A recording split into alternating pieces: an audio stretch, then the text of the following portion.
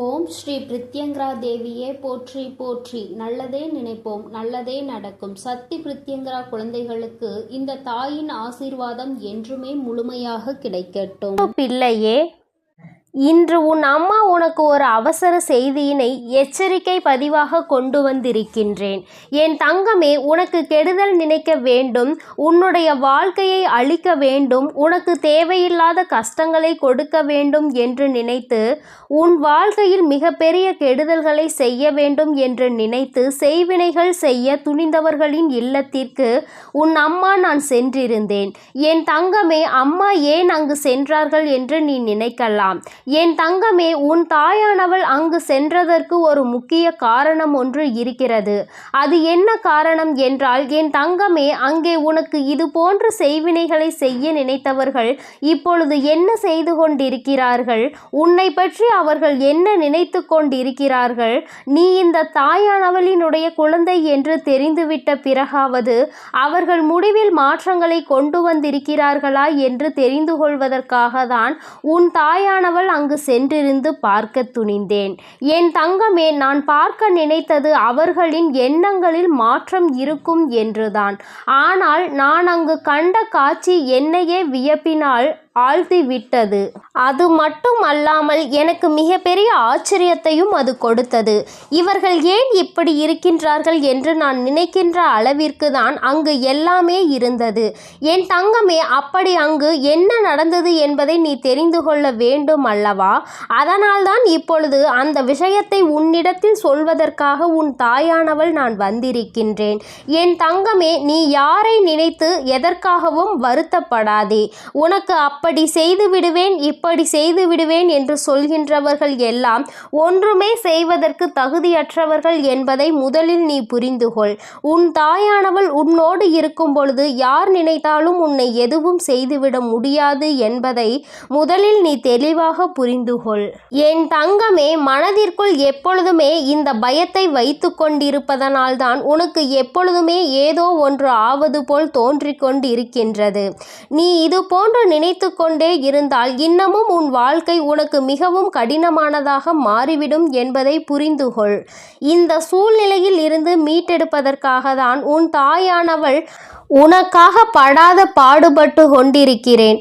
ஆனால் நீயோ மேலும் மேலும் கஷ்டங்களை பற்றி நினைத்து கொண்டு உனக்கு செய்வினைகளை செய்வேன் என்று சொன்னவர்களை பற்றியே சிந்தித்து கொண்டு உன்னுடைய மனதை ரணமாக்கி கொள்கின்றாய். என் தங்கமே, உன்னுடைய மனதில் இருக்கின்ற இந்த காயத்திற்கும் இந்த வேதனைக்கும் தான் அம்மா இன்று மருந்து கொண்டு வந்திருக்கின்றேன். என் தங்கமே, இவர்கள் இல்லத்திற்கு நான் சென்றிருந்த பொழுது நான் கண்ட காட்சி என்ன தெரியுமா?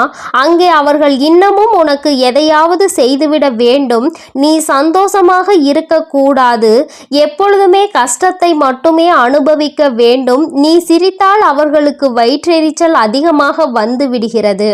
ஒரு நிமிடம் நீ சந்தோஷப்பட்டு விட்டாய் என்றால் அது அவர்களுக்கு மனவேதனையை கொடுக்கிறது.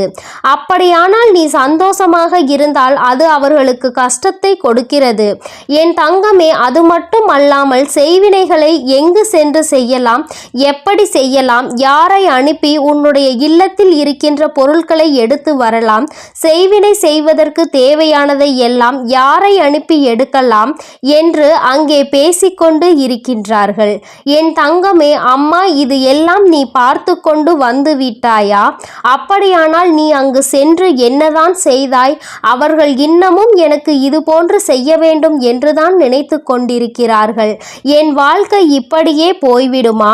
என்னை காலம் முழுவதும் இந்த வாழ்க்கையை ஏன் வாழ்கிறோம் என்று நினைக்க வைத்து விடுவார்களோ என்று என் குழந்தை நீ நினைத்து கொண்டிருக்கின்றாய். என் தங்கமே, இந்த தாயானவள் உன்னுடைய வாழ்க்கையில் இப்பொழுது உனக்கு செய்வினை செய்தவர்களை காண சென்று இருக்கிறேன் என்றால் நிச்சயமாக ஏதாவது ஒரு காரணம் இருக்கும் என்பதை நீ முதலில் புரிந்து கொள்ள வேண்டும்.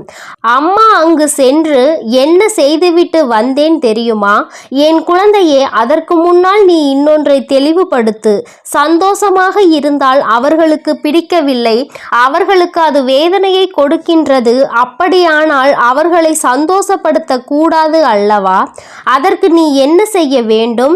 என் குழந்தை எப்பொழுதுமே எல்லா கஷ்டங்களையும் தாண்டி வந்து நீ உன்னுடைய மனதை சந்தோஷமாக வைத்துக்கொள்ள வேண்டும். உனக்கு கவலைகள் இருந்தால் கூட அதனை வெளிக்காட்டாமல் எப்பொழுதுமே சந்தோஷமாக இருப்பது போன்ற ஒரு உணர்வை நீ அவர்களுக்கு கொடுக்க வேண்டும். இந்த உணர்வுதான் அவர்களை இன்னமும் கஷ்டப்படுத்த போகிறது. நாம் என்னதான் செய்தாலும் அவர்களை ஒன்றும் செய்துவிட முடியாது என்ற எண்ணம் அந்த தீய எண்ணங்கள் கொண்டவர்களின் மனதில் வேரூன்றி நிற்கும். என் தங்கமே, நிச்சயமாக இந்த ஒரே ஒரு எண்ணத்தை மட்டும் நீ அவர்களுக்கு கொடுத்து விட்டால் போதும். இந்த தாயானவள் எளிதாக அவர்களை அழித்து விடுவேன். என் தங்கமே, நீ எனக்கு உறுதுணையாக இருக்க வேண்டும். அம்மாவின் வாக்கிற்கு நீ மதிப்பு கொடுப்பாயானால் நிச்சயமாக எப்பொழுதுமே நீ மனசந்தோஷத்தோடு இருக்க வேண்டும். உன்னுடைய மனதில் நிம்மதி எப்பொழுதும் இருக்க வேண்டும். யாருக்காகவும் எதற்காகவும் என் குழந்தை நீ வேதனைப்படவே கூடாது. என் தங்கமே, உன்னுடைய மனதில் இருக்கின்ற எண்ணங்கள், உன்னுடைய மனதில் இருக்கின்ற சிந்தனைகள் எல்லாம் உனக்கு எப்பொழுதுமே காயத்தை மட்டுமே கொடுத்து கொண்டிருக்கிறது. உன்னை சுற்றி நடப்பதை எல்லாம் உனக்கு உணர்த்தி வேதனைகளை தந்து கொண்டிருக்கின்றது. ஏனென்றால் இவற்றை எல்லாம் மறந்து நம் தாயானவள் நமக்கு காவலாக நிற்பாள். எந்த கஷ்டத்திலும் நம்மை காப்பாற்றுவாள். அவள் ஒருபோதும் நம்மை தவிக்க விட்டுவிட மாட்டாள் என்பதை நீ மனதார ஏற்றுக்கொண்டு இதையெல்லாம் புரிந்து கொண்டு நடக்க வேண்டும். இதை நீ புரிந்து கொள்ள தொடங்கிவிட்டாய் என்றாலே அவர்களின் ஆட்டம் அங்கே தானாக அடங்கிவிடும். என் தங்கமே, நான் உனக்கு எப்பொழுதுமே சொல்ல நினைப்பது, உன்னை பழிவாங்க வேண்டும் என்று நினைப்பவர்கள், உன்னுடைய வாழ்க்கையை கெடுக்க வேண்டும் என்று நினைப்பவர்கள் இப்படிதான் இருப்பார்கள். அவர்கள் போல நீ இருக்க வேண்டும் என்று ஒரு நாளும் நினைக்காதே. அவர்களுக்கு எதையாவது நாமும் செய்து பார்க்கலாம் என்று ஒருபோதும் சிந்திக்காதே. அதற்காக தானே உன் அம்மா நான் உன்னோடு இருக்கிறேன். அவர்களுக்கு எந்த நேரத்தில் என்ன செய்ய வேண்டும் என்பதை நான் நன்கு அறிவேன் அல்லவா? அதனால் இதையெல்லாம் உன் அம்மா நான் பார்த்து கொள்கிறேன். இந்த தாயானவள் அங்கு சென்றபோது அங்கு என்ன செய்தேன் தெரியுமா? அங்கிருக்கின்றவர்களுக்கு நான் அவர்களின் எண்ணங்களை புரிந்து கொண்ட பிறகு அவர்களினுடைய மனதில் இருக்கின்ற எதிர்மறை எண்ணங்களை எல்லாம் வெளியே எடுத்து விட்டேன். அது மட்டும் அல்லாமல் அவர்களுக்குள் அதிகப்படியான நேர்மறை எண்ணங்களை விதைத்து விட்டு வந்திருக்கிறேன். இனி ஒரு நாளும் உனக்கு எந்த தீங்கினையும் செய்யக்கூடாது என்பதில் அவர்கள் தெளிவாக இருப்பார்கள். அது மட்டும் அல்லாமல் நாம் செய்ய வேண்டும் என்று நினைத்தாலே இந்த தாயானவள் நம்மை ஒரு வழி ஆக்கிவிடுவாள் என்ற பயத்தையும் அவர்களுக்குள் நான் ஊட்டி வைத்துவிட்டு வந்திருக்கின்றேன். இனி ஒரு நாளுமே இவர்களை பற்றியெல்லாம் நீ கவலைப்பட வேண்டாம். உன்னை சுற்றி இருப்பவர்கள் செய்கின்ற செயல்களை நினைத்து நீ வேதனைப்பட வேண்டாம். அவர்களின் எண்ணங்களில் மாற்றங்களை கொண்டு வந்து உன்னுடைய வாழ்க்கையில் இருந்து அவர்களை விலக்கி வைப்பது என்னுடைய பொறுப்பு. ஏற்கனவே அதை நான் பாதி செய்து விட்டேன். இனிமேலும் அதில் வேறு எந்த பிரச்சனைகளும் உனக்கு ஏற்பட போவது கிடையாது. உன்னுடைய மனதை நீ தெளிவாக வைத்து கொண்டால் உனக்கு எந்த விதமான செய்வினைகளையும் செய்ய முடியாது என்பதை முதலில் நீ புரிந்து கொள்வாய். என் தங்கமே, செய்வினைகள் என்ற ஒன்று இருப்பதை நம்புகின்ற நீ தெய்வம் என்ற ஒன்று இருப்பதை ஏன் நம்ப மறுக்கின்றாய்? என் தங்கமே, நான் இருக்கும் வரை எந்த சூழ்நிலையிலும் உன்னை யாராலும் எதுவும் செய்துவிட முடியாது என்பதை முதலில் நீ நன்றாக புரிந்து கொள்ள வேண்டும். அவர்கள் தெய்வத்தின் பிடியில் சிக்கிக் கொள்வார்கள் என்பதை முதலில் நீ புரிந்து கொள்ள வேண்டும். செய்வினைகள் என்பது அவர்கள் செய்கின்ற வினை, அது அவர்களுக்கே திரும்ப செல்லும் என்பதையும் முதலில் நீ புரிந்து கொள். உன் மனது எந்த அளவிற்கு இதையெல்லாம் ஏற்றுக்கொள்கின்றதோ அந்த அளவிற்கு உன் வாழ்க்கையில் எல்லாமே உனக்கு நல்லபடியாக நடக்கும் என்பதை நீ நிச்சயமாக புரிந்து கொள்ளதான் போகின்றாய். இன்னும் வெகு நாட்கள் உனக்கு அதற்கு தேவைப்படாது. கிட்டத்தட்ட என் பிள்ளை, நீ அந்த நாளை நெருங்கி வந்து விட்டாய். செய்வினைகள் என்ற ஒன்று கிடையாது. அப்படி செய்ய நினைத்தால் அது அவர்களுக்கே திரும்ப செல்லும். வாயால் சொல்கின்றவர்கள் எல்லாம் இதுபோன்ற செயல்களை செய்வதற்கு எந்தவிதமான தகுதியும் இல்லாதவர்கள் என்பதை நீ உணரப் போகிறாய். என் குழந்தையின் மனதிற்குள் இந்த புரிதல் வரும்பொழுது நீ இந்த வாழ்க்கையில் நல்ல அழகான தருணங்களை எல்லாம் பார்ப்பாய்.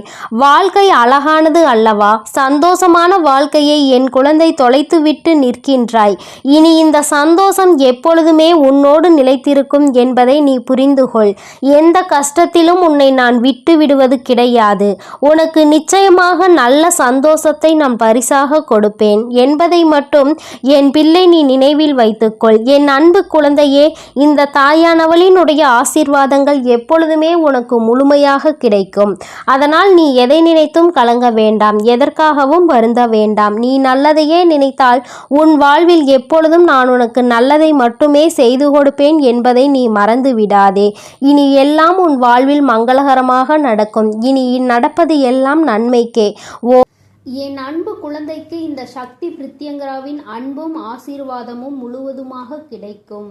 ஓம் ஸ்ரீ பிரித்யங்கரா தேவியே போற்றி போற்றி. ஓம் ஸ்ரீ பிரித்யங்கரா